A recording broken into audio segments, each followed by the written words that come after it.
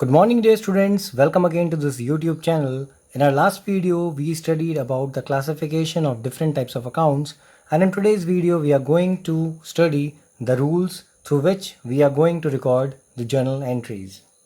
So watch this video till end and clear all your concepts related with recording of journal entries and rules of debit and credit. तो सबसे पहले हम बात करते हैं personal account के rule की। पर्सनल अकाउंट्स हमें पता है, आपको पता होगा कि पर्सनल अकाउंट्स क्या हैं। लास्ट वीडियो में हमने बात करी थी। जिन्होंने लास्ट वीडियो नहीं देखा है वो डिस्क्रिप्शन में लिंक है, वहाँ से देख सकते हैं उस लिंक पे क्लिक करके। तो फिलहाल पर्सनल अकाउंट का जो रूल है वो है debit the receiver and credit the giver, यानी कि जो दे रहा है गिवर है वो क्रेडिट होगा और जो रिसीवर है वो डेबिट होगा। इसका एग्जाम्पल आप इसी से भी समझ सकते हैं कि कैश रिसीव फ्रॉम अंशु मैंने दिया है, तो एंट्री जो पास होगी वो होगी cash account debit to Anshu. यहाँ पर कैश जो है that is a real account and Anshu जो है that is the personal account that is giver. यहाँ पे मैंने लिख दिया है, ठीक है। तो कैश जो है वो आ रहा है, रियल अकाउंट है, डेबिट होगा। अभी हम रियल अकाउंट के भी रूल पढ़ेंगे तो आपको ये ज़्यादा बेटर तरीके से समझ में आएगा कि ये क्या है।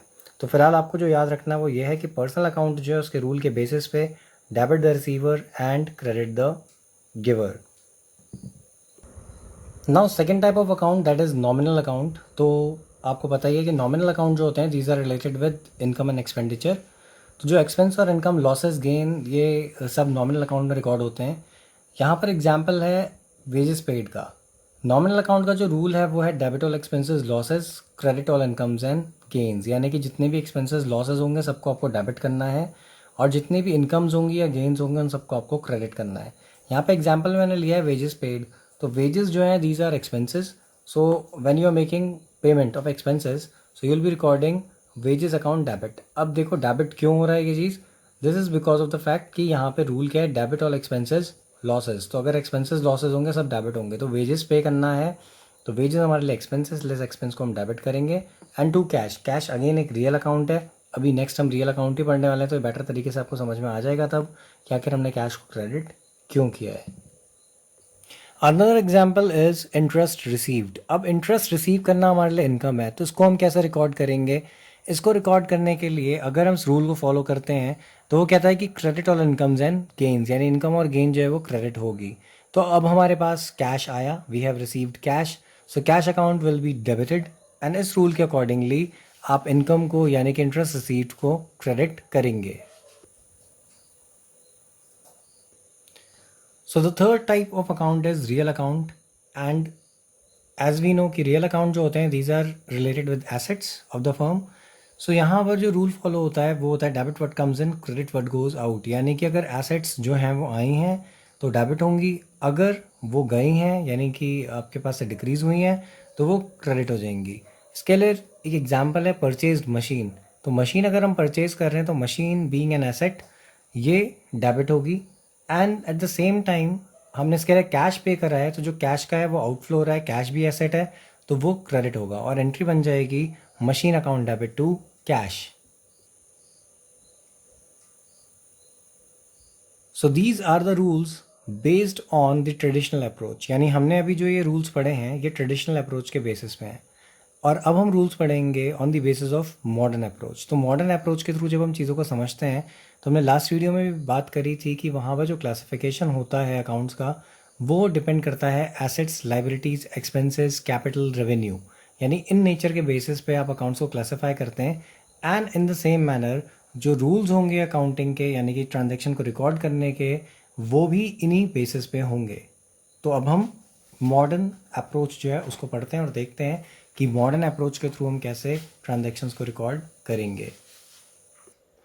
सो अगर हम बात करें मॉडर्न अप्रोच की तो मॉडर्न अप्रोच में मैंने बताया अभी कि जो क्लासिफिकेशन होता है अकाउंट का वो डिपेंड करता है assets, liabilities, expenses, revenue, capital, इस नेचर पे। तो सबसे पहले हम बात कर रहे हैं एसेट्स अकाउंट की। एसेट्स अकाउंट के केस में क्या होता है कि there is a very simple rule.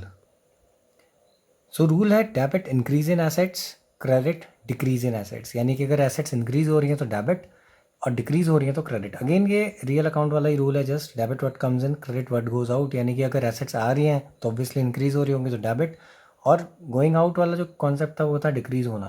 तो इसको फिर अगेन उसी एग्जाम्पल के थ्रू हम समझते हैं। सपोज मशीन हमने परचेज करी है सो अगर हमने मशीन परचेज करी तो मशीन हमारी एसेट होती है, एसेट इंक्रीज हुई। अब रूल क्या कहता है, रूल ये कहता है कि इंक्रीज अगर होगी एसेट तो डेबिट होगी, तो यानी मशीन अकाउंट डेबिट हो गया।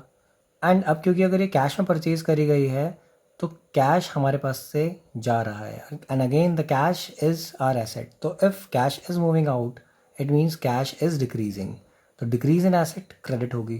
तो एंट्री क्या बन जाएगी, machine account debit to cash.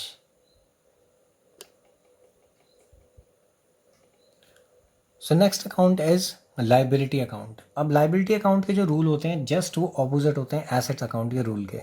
Assets में क्या था, इंक्रीज अगर हो रही है तो डेबिट, यहाँ पे ऑपोजिट होता है, अगर इंक्रीज हो रही है लाइबिलिटीज तो क्रेडिट और डिक्रीज हो रही है तो डेबिट।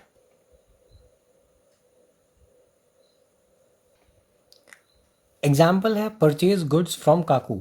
अब सपोज हमने गुड्स परचेज करे काकू से, तो परचेज अकाउंट डेबिट होगा बिकॉज हमारे पास गुड्स आ रहे हैं। ठीक है, अब गुड्स आ रहे हैं तो आप उसको एज अ एसेट मान सकते हैं कि आपकी एसेट्स जो है वो इंक्रीज हो रही हैं। And at the same time जो काकू है, काकू अब क्या हो जाएगा, काकू आपका एक क्रेडिटर बन जाएगा बिकॉज आपको उसको पेमेंट करनी है, आपके ऊपर एक लाइबिलिटी इंक्रीज हो गई, इसीलिए लाइबिलिटी जो है वो क्रेडिट हो जाएगी। वैसे अगर हम बात करें परचेज अकाउंट की, तो परचेज अकाउंट का जो क्लासिफिकेशन होता है वो नॉमिनल अकाउंट होता है। लेकिन अगर हम मॉडर्न अप्रोच की बात करें और उसको रेफरेंस से देखें विद रिलेशन टू एसेट्स, तो हम ये कह सकते हैं कि हमारे गुड्स इंक्रीज हो रहे हैं, यानी कि परचेज हमने करा तो गुड्स आ रहे हैं हमारे पास, तो गुड्स की वजह से हम इसको डेबिट में डाल रहे हैं। एंड जो काकू है वो हमारा क्रेडिटर बन गया है, तो हमारे पास लाइबिलिटी इंक्रीज हो रही है इसलिए वो क्रेडिट हो गया। बट परचेज अकाउंट का आप ध्यान रखें कि it is a nominal account by nature. So next type of account is capital account. And capital account मैंने ऑलरेडी लास्ट वीडियो में बात करी थी, तो बताया था कि कैपिटल अकाउंट में प्रोपराइटर का जो इन्वेस्टमेंट है वो इंक्लूडेड होता है, जो उसने करा इन फॉर्म ऑफ कैपिटल। इसमें इसका एक एग्जांपल ये भी था कि जो ड्राइंग अकाउंट होता है वो भी कैपिटल अकाउंट का ही पार्ट होता है, यानी क्लासिफिकेशन के फॉर्म में वो कैपिटल में ही आता है। अब अगर इसके रूल की बात करें तो इसके जो रूल्स हैं they are just like the rules of liability accounts, यानी कि जो लाइबिलिटी अकाउंट्स होते हैं उनके रूल की तरह ही ये सेम वैसे ही हैं एज इट इज़ हैं। वहाँ पर भी जो डेबिट होता है, अगर यानी कि डिक्रीज़ हो रही है वैल्यू तो डेबिट होती है, और इंक्रीज़ हो रही है तो वो क्रेडिट होती है। इसका एक एग्जाम्पल है स्टार्टेड बिजनेस विद कैश, तो उस सिचुएशन में आप जो एंट्री पास करते हैं वो होती है cash account debit to capital. So इसके लिए जो एंट्री पास हुई थी वो थी कैश टू कैपिटल। तो यहाँ पर अगर आप देखें तो जो कैश अकाउंट है वो एसेट होती है, तो इंक्रीज इन एसेट्स जो है वो डेबिट होगी। एंड कैपिटल अकाउंट, इसमें रूल कैपिटल अकाउंट का ही होगा, यानी कि इसे कैपिटल अकाउंट है और कैपिटल अकाउंट के रूल्स हैं, तो क्लासिफिकेशन तो कैपिटल अकाउंट में ही होगा। लेकिन मैंने यहाँ पे लिखा है इंक्रीज इन लाइबिलिटी, ताकि आपको याद रहेगी लाइबिलिटी और ये दोनों सेम ही रूल को फॉलो करेंगे। तो यहाँ पे इंक्रीज इन लाइबिलिटी है तो कैपिटल जो है वो क्रेडिट हो गई। यहाँ पर आप देख सकते हैं कि क्रेडिट अगर होगा तो इंक्रीज, यानी इंक्रीज होगी तो क्रेडिट होगी।